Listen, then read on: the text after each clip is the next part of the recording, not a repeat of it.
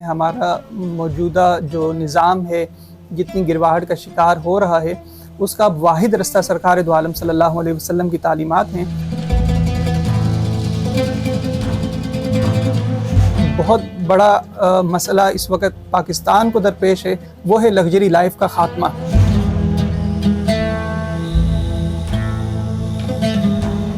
مستقل دولت قومی خزانے میں کس طرح آ سکتی ہے، اس کے لیے اقدامات کرنے ہیں۔ کرپشن ہے، رشوت ہے، اور ہمارے جو سرکاری ادارے ہیں ان کے اندر جو غبن کی ایک کیفیت ہے اس کو دور کرنا ہے۔ اگر کوئی انویسٹر انویسٹمنٹ کرنا بھی چاہتا ہے تو اس کے لیے اسے درجنوں سرکاری اداروں میں دھکے کھانے پڑتے ہیں۔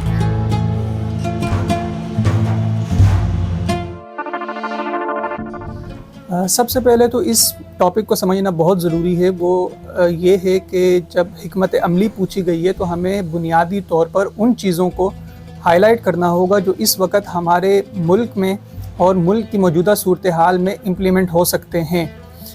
وہ چیزیں جن کا تعلق یا جن کی تعلیمات سیرت النبی صلی اللہ علیہ وسلم سے ملتی تو ضرور ہیں، لیکن وہ ہمارے موجودہ حالات میں یا ہمارے اس ملک میں اس خطے میں امپلیمنٹ نہیں ہو سکتے، تو آبویسلی اس کو حکمت عملی کا حصہ نہیں بنایا جاتا۔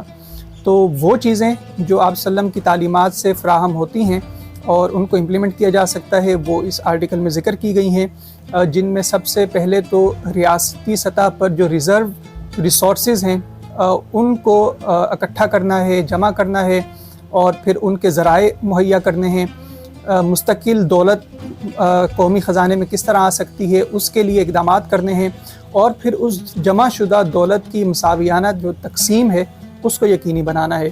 اس کے علاوہ کرپشن ہے، رشوت ہے، اور ہمارے جو سرکاری ادارے ہیں ان کے اندر جو غبن کی ایک کیفیت ہے اس کو دور کرنا ہے۔ اس کی جو تعلیمات ہمیں آپ صلی اللہ علیہ وسلم کی سیرت النبی صلی اللہ علیہ وسلم کی روشنی میں ملتی ہیں، صحابہ کرام کے زمانے میں ملتی ہیں، ان کو اپنانے کی ضرورت ہے۔ اور اس کے علاوہ جو ہمارا ملک ہے اس وقت جس سچویشن سے گزر رہا ہے، اس کے لیے سب سے بڑی ضرورت یہ ہے کہ یہاں پر بیرونی سرمایہ داروں کو، انویسٹرز کو دعوت دی جائے کہ وہ یہاں پر آئیں اور سرمایہ داری کریں۔ اس کے لیے ہمارے ہاں ایک بہت پیچیدہ نظام ہے۔ اگر کوئی انویسٹر انویسٹمنٹ کرنا بھی چاہتا ہے تو اس کے لیے اسے درجنوں سرکاری اداروں میں دھکے کھانے پڑتے ہیں۔ اس بات سے ہم سب بخوبی واقف ہیں۔ تو ان کے لیے سنگل ونڈو آپریشن قائم کیا جائے۔ اس کے علاوہ جو ملکی سطح پر ہمارے جو معاشی ادارے تھے، IDBP تھا، PICIC تھا، ان کو دوبارہ سے بحال کیا جائے، اور جو کام ہم نے اضافی کام بینکوں کے سپرد کیے ہوئے ہیں ان کو ان اداروں کے سپرد کیا جائے۔ اور اس کے علاوہ پھر کرپشن ہے، کرپشن کی جتنی بھی صورتیں ہیں، چاہے وہ دفتری کرپشن ہو، پیسے کی کرپشن ہو، اس کی روک تھام کی جائے۔ اور اس کے علاوہ جو ایک بہت بڑا مسئلہ اس وقت پاکستان کو درپیش ہے۔ ٹائمز آف کراچی سے جڑے رہنے کے لیے ہمارا چینل سبسکرائب کریں۔ ہماری ویڈیوز کو سب سے پہلے دیکھنے اور باخبر رہنے کے لیے بیل آئیکن پر کلک کرنا نہ بھولیں۔ بلکہ ہمارے اس پورے خطے کو درپیش ہے بر صغیر پاک و ہند میں، وہ ہے لگژری لائف کا خاتمہ۔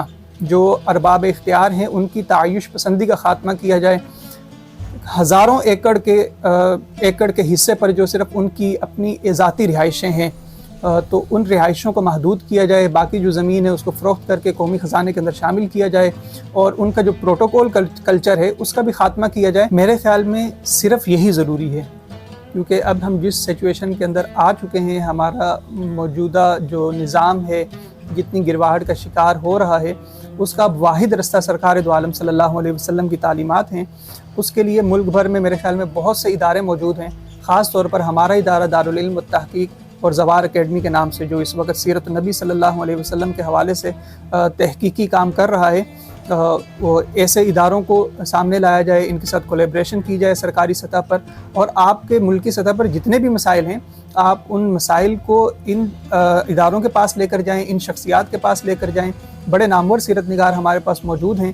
اگر آپ ان کے پاس اپنے مسائل کو لے کر جاتے ہیں، ملکی معاشی مسائل کو، ملکی سماجی مسائل کو، معاشرتی مسائل کو، ہر طرح کے مسائل کا حل آپ کو انشاءاللہ سیرت النبی صلی اللہ علیہ وسلم کی روشنی میں یہ ادارے فراہم کریں گے، یہ شخصیات فراہم کریں گی۔ یہ تو 100% گارنٹی لی جا سکتی ہے کہ اگر ہم ایک ایسا پلیٹ فارم بنائیں جہاں پر علماء کرام، سیرت نگاران اور معاشی ماہرین ایک ساتھ بیٹھنے کے بعد وہ حکمت عملی اپنائیں جو آپ صلی اللہ علیہ وسلم کی تعلیمات سے ہمیں ملتی ہے، اس پر ملک کو لے کر چلیں، اور معاشی اصلاحات کریں اور جو چیزیں جن کی طرف میں نے ابھی اشارہ کیا ہے انہی میں بہتری لانے کی کوشش کی جائے تو 100% ممکن ہے کہ یہ ملک جلد از جلد بہتری کی جانب گامزن ہو جائے گا انشاءاللہ۔